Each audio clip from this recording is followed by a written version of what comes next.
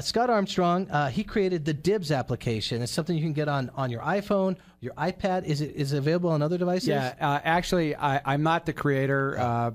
There's a team involved. I'm co-founder of the company, and he's also the political guy in the firm, so making sure everybody gets there.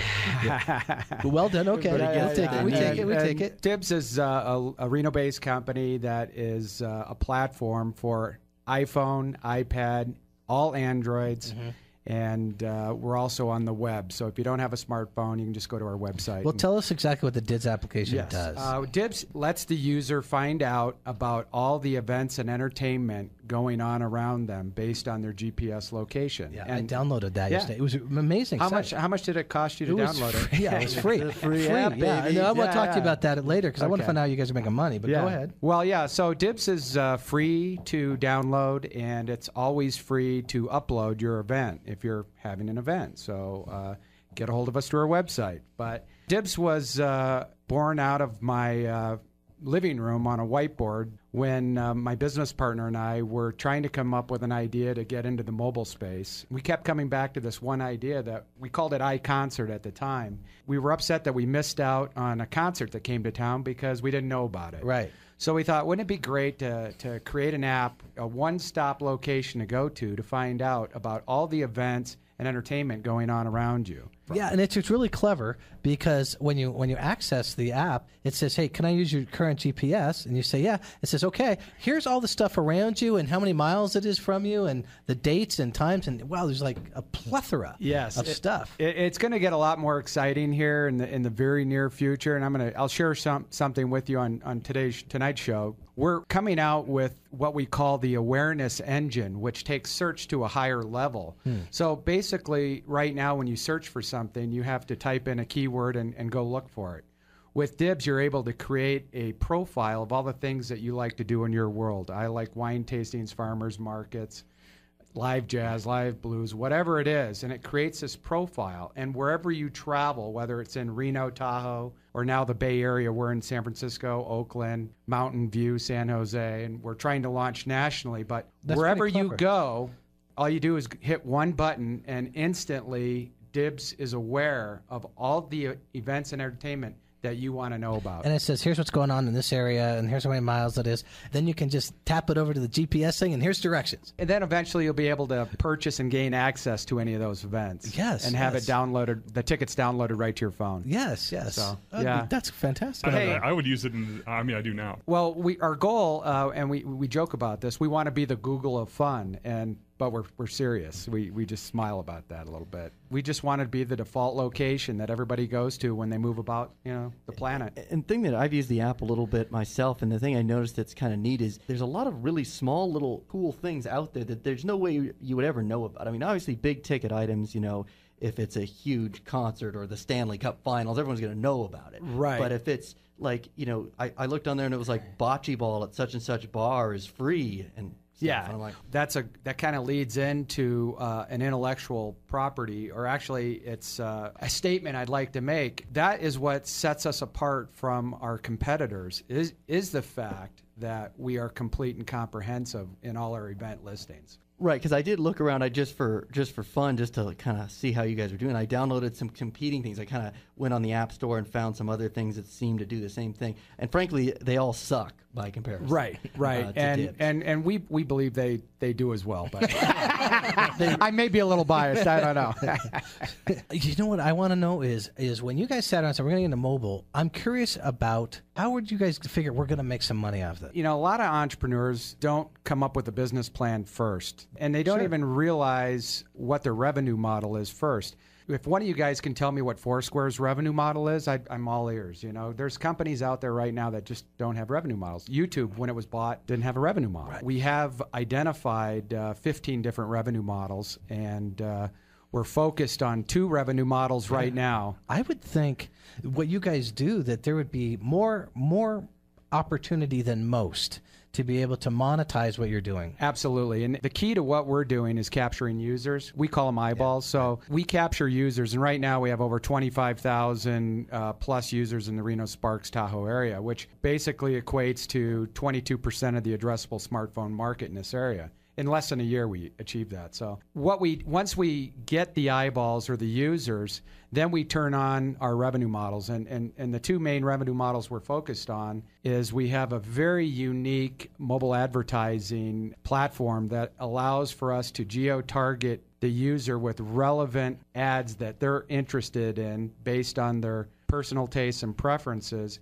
and also based on their GPS location. Think of it as like a mobile Groupon-esque kind of deal. Yeah, and I think if I'm an advertiser, if I want to get that target market, you guys should have some great demographics on, this is what people are liking in this space. You would fit really great right here. And if you add with us, we will only show your stuff to those guys. Absolutely. And then we're extremely affordable to all the brick and mortar businesses out there as far as advertising goes. Have you made any progress in the discussions with this? We kind of use Reno as our test market, and then we duplicate that and replicate it in the other markets that we enter into. And currently, our goal is hopefully by Christmas, depending on our funding, we want to be in 30 major markets nationwide, and these 30 major markets represent 50% of the U.S. population. So, that we have some pretty lofty goals, but what we're doing right now is very scalable, and we have a tremendous amount of traction right now. So there's momentum, and we have a great team. So it's exciting times.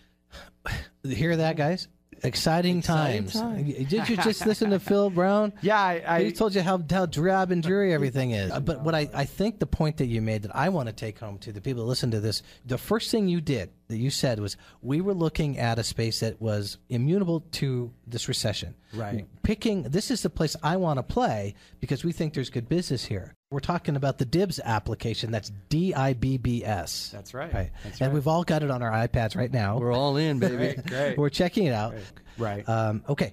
So talk to us a little bit about financing. We started with an idea in my living room about 2.5 years ago, and that's the most difficult time for an entrepreneur. Certainly if they don't have the funds to really start the company themselves, they have to rely on others. So as an entrepreneur, you have to go out to your friends and family members and share your vision with them and ask them to invest in your idea. I got to tell you, that's one of the hardest things an entrepreneur ever has to do.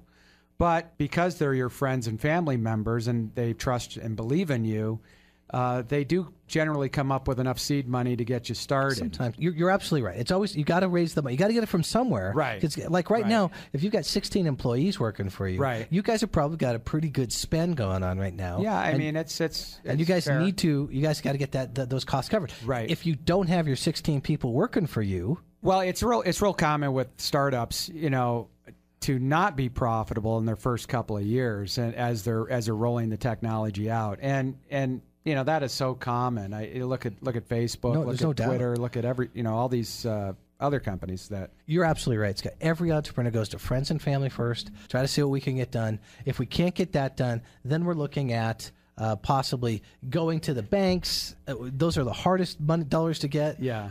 Go to and then looking at maybe some angel group. I mean, we're talking to accredited investors, individual investors currently. We are talking to the VC community.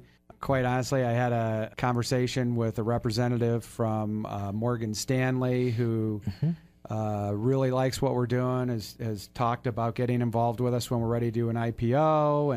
And we have a lot of people circling us right now, and it's exciting times, although it has been a bit of a roller coaster the last year and a half, I will say. On this show, we're constantly trying to encourage people to take the initiative, start business. Right. And we always try to present it in a way that says it's a lot of fun because most of the guys that are on, the advisors that are on the show and the guests we have, they're entrepreneurs. We're all starting our own business, and we wouldn't be doing it if it wasn't part of our personality. But we also try to also not make it sound like it's just rosy, because it is hard and it is trying. But again, I like the enthusiasm that you guys show. It sure seems like you guys are on the right track. And as Facebook and those other types of entities have proven to us, there is opportunity out there. There is a chance to do something fantastic. Right. Don't be discouraged and don't ever limit yourself. Anything's possible, and you just have to take the risk. You have to be willing to commit and take the risk. And, eventually our goal and what I'm passionate about is I do think we have the traction to and the ability to scale Dibbs not only nationally but internationally. Interesting stuff, Scott. Really, really great stuff. I was talking about through the break that I want to make sure we keep our eyes on you. We're in the beginning stages of this information age that's upon us, and it's going to dwarf what happened with the internet and actually the bubble that occurred with the internet. But I don't think we're at a point with mobile where we're going to see a bubble. This screams to be looked at. I'm very exciting, very exciting. Yeah. Now, you told me earlier that you had a conversation with Governor Sandoval. Correct. Were you talking about this issue? Yes, we were. Because I would think he'd be like all over that. Well, actually, when I explained to Governor Sandoval that we were a startup tech company and we've created 16 jobs in Washoe County in the last year, I got to tell you, he got excited. And this was Friday. I ran into him at the rodeo. I cornered him. And corralled him, I should say, and had a little conversation with him. And he thanked me, and he said he'd be in touch with me. And sure enough, the following Monday, he had his chief of staff, Heidi Gansert, get a hold of me. And so I do give the governor credit for his follow-through. So yeah, actually, I met with representatives from the state today as a follow-up to our meeting, the meeting I had with the governor. And they're willing to work with us in any way they can, as far as from a PR, marketing standpoint. Well, that's what I mean. The state can assist you in other ways, just giving you money. Yeah, it's not really, honestly, it's really not all about money. Yeah, right. I want to. It's making a place for you. Let's encourage you. What do you need? What can we do to give you what you need? Right. I'll tell you one thing. We do have a satellite office in San Francisco, and since we launched there a couple of months ago, and I can tell you where everybody in tech in the Bay Area goes on weekends. And that's to the Sierras. Right, to Tahoe. Right, exactly. So why we need to do them at Tahoe, right? Yeah. So I'll tell you what, Scott. Thank you so much for joining us tonight. My pleasure. The time flew by way too fast. Yeah, thank you. Stay with us. Stay with us. Once again, it's Dibbs, Dibbs. Download that app. It's an amazing app. It's free. Yep. It's awesome.